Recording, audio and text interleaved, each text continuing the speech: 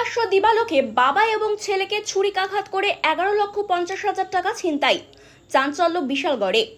ত্রিপুরার কমলাসাগর বিধানসভার অন্তর্গত রাস্তার মাথা এলাকায় বাবা এবং ছেলেকে ছুরিকাঘাত করে প্রকাশ্য দিবালোকে 11,50,000 টাকা ছিনতাই করে নিয়ে যায় দুষ্কৃতীরা।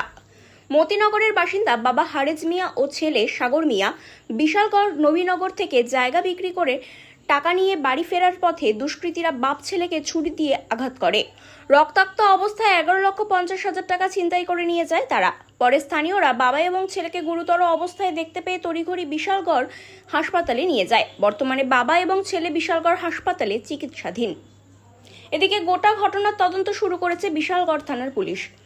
আজকে আমরা স্যার গেছিলাম বিশালগড় তাইতে ছিলাম।